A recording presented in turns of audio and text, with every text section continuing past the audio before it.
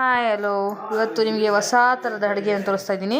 ಇದು ಬಂದುಬಿಟ್ಟು ಹುಚ್ಚೆಳ್ಳು, ಹಿಂದಿನ ಕಾಲದ ಅಡುಗೆ ಅಂತಲೇ ಹೇಳ್ಬೋದು. ನೋಡಿ ಹುಚ್ಚೆಳ್ಳು. ಇವತ್ತು ಹುಚ್ಚೆಳ್ಳು ಚಟ್ನಿಯನ್ನು ಮಾಡ್ತಾಯಿದ್ದೀವಿ. ಹುಚ್ಚೆಳ್ಳು ಚಟ್ನಿಯನ್ನು ಮಾಡೋದಕ್ಕೆ ಹುಚ್ಚೆಳ್ಳು 1 ಕಪ್ಪು, ಖಾರಕ್ಕೆ ತಕ್ಕಂತೆ ಮೆಣಸಿನ್ಕಾಯಿ, ಖಾರದ ಮೆಣಸಿನ್ಕಾಯಿ, ಮತ್ತು ಕಲ್ಲರಿಗೂ ಕೂಡ ಬಳ್ಳಿ ಮೆಣಸಿನ್ಕಾಯಿನ ತೊಗೊಂಡಿದ್ದೀನಿ, ಮತ್ತು ಸ್ವಲ್ಪ ಜೀರಿಗೆ ಮತ್ತು ಬೆಳ್ಳುಳ್ಳಿ, ರುಚಿಗೆ ತಕ್ಕಷ್ಟು ಉಪ್ಪು. ಹುಚ್ಚೆಳ್ಳು ಪುಡಿ ಮಾಡುವ ವಿಧಾನ.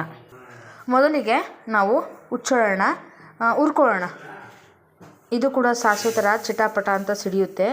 ಸೇಮ್ ಎಳ್ಳಿರುತ್ತಲ್ಲ ಹಾಗೆ ಸಿಡಿಯುತ್ತೆ. ಚೆನ್ನಾಗಿ ರೋಸ್ಟ್ ಮಾಡ್ಕೋಬೇಕು ಫಸ್ಟು. ನೋಡಿ ಹುಚ್ಚೆಳ್ಳು. ಇದನ್ನು ಚಪಾತಿ ಜೊತೆಗೆ ಮತ್ತು ರೊಟ್ಟಿ ಜೊತೆಗೆ ಮತ್ತು ಬಿಸಿ ಅನ್ನ ಜೊತೆಗೆ ತಿನ್ನೋದಕ್ಕೆ ತುಂಬ ಚೆನ್ನಾಗಿರುತ್ತೆ. ಸಣ್ಣ ಫ್ಲೇಮು ನೋಡಿ, ಇಷ್ಟು ಸಣ್ಣ ಫ್ಲೇಮಲ್ಲಿ ನಾವು ಈ ಹುಚ್ಚೆಳ್ಳನ್ನು ಹುರ್ಕೋಬೇಕು. ನೋಡಿ ಚಿಟಪಟ ಅಂತ ಅನ್ನತ್ತೆ, ಅಷ್ಟು ಹುರ್ಕೋಬೇಕು. ನೋಡಿ ಚಟಪಟ ಅನ್ನೋದಕ್ಕೆ ಶುರುವಾಗಿದೆ. ಎಳ್ಳು ಸೀಸ್ಬಾರ್ದು, ಮತ್ತು ಟೇಸ್ಟೇ ಚೇಂಜ್ ಆಗಿಬಿಡುತ್ತೆ. ನೀಟಾಗೆ ಈ ಥರ ನೋಡಿ ಸೌಂಡ್ ಕೇಳಿಸ್ತಾ ಇದೆ ಅಂದ್ಕೊತೀನಿ. ಹುರಿದಿರೋಂಥ ಎಳ್ಳನ್ನು ತಣ್ಣಗಾಗಕ್ಕೆ ಇಡ್ತಾಯಿದ್ದೀನಿ.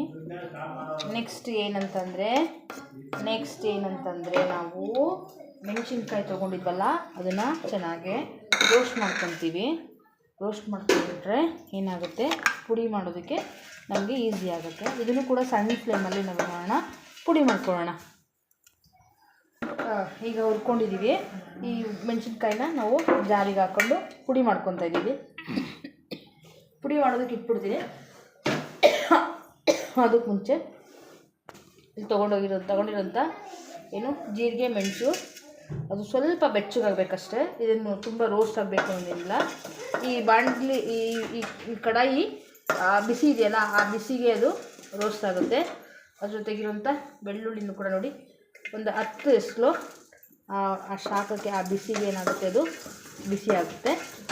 ಸೊ ಗ್ಯಾಸ್ ಆಫ್ ಮಾಡ್ಬೋಣ. ಇಲ್ಲಿ ಮೆಣಸಿನ್ಕಾಯಿ ಹಾಕ್ಕೊಂಡಿದ್ದೀನಿ ನಾನು ಆಲ್ರೆಡಿ ಜಾರಿಗೆ.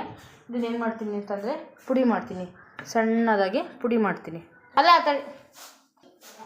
ನೋಡಿ ಇಷ್ಟಾಗಿರೋದಕ್ಕೆ ನಾನು ಏನು ಹಾಕ್ಕೊತೀನಿ ಅಂತಂದರೆ ಹುಚ್ಚೆಳ್ಳನ್ನು ಹಾಕ್ಕೊತಾ ಇದ್ದೀನಿ. ಹಾಕ್ಕೊಂಡು ಪುಡಿ ಮಾಡ್ಕೊತೀನಿ. ಯಾಕೆಂದರೆ ಮೆಣಸಿನ್ಕಾಯಿ ಸ್ವಲ್ಪ ಇರೋದ್ರಿಂದ ಅದು ಮಿಕ್ಸಿಲಿ ಪುಡಿ ಆಗ್ತಾಯಿಲ್ಲ ಕರೆಕ್ಟಾಗಿ. ಅದಕ್ಕೋಸ್ಕರ ನಾನು ಎಲ್ಲನ ಹಾಕ್ಕೊಂಡು ಪುಡಿ ಮಾಡ್ತಾಯಿದ್ದೀನಿ. ಇವಾಗ ಇಷ್ಟ ಆಗಿದೆ. ಅದಿನ್ನೂ ನೈಸ್ ಆಗಬೇಕು. ಇದ್ರ ಜೊತೆಗೆ ನಾವು ಹುರಿದಿಟ್ಕೊಂಡಂತಹ ಬೆಳ್ಳುಳ್ಳಿ ಮತ್ತು ಜೀರಿಗೆ ಮೆಣಸನ್ನು ಹಾಕ್ಕೊಂಡು ಚೆನ್ನಾಗಿ ಮೆತ್ತಗೆ ಪುಡಿ ಮಾಡಬೇಕು. ಹಾಕ್ಕೊಂಡು ಹಾಗೆ ಇದಕ್ಕೆ ರುಚಿಗೆ ತಕ್ಕಷ್ಟು ಉಪ್ಪು, ಎಷ್ಟು ಬೇಕು ನಿಮಗೆ ಎಷ್ಟು ಬೇಕು ಅಷ್ಟು ಹಾಕ್ಕೊಳ್ಳಿ. ನಮ್ಮನೇಲಿ ಸ್ವಲ್ಪ ಉಪ್ಪು ಕಮ್ಮಿ ತಿನ್ನೋದ್ರಿಂದ ನಾವೇನು ಮಾಡಿದ್ದೀವಿ, ಸ್ವಲ್ಪ ಕಮ್ಮಿನೇ ಹಾಕ್ಕೊತಾ ಇದ್ದೀನಿ. ಸೊ ನಿಮಗೆ ಎಷ್ಟು ಬೇಕೋ ಅಷ್ಟು ಉಪ್ಪನ್ನು ಹಾಕ್ಕೊಳ್ಳಿ.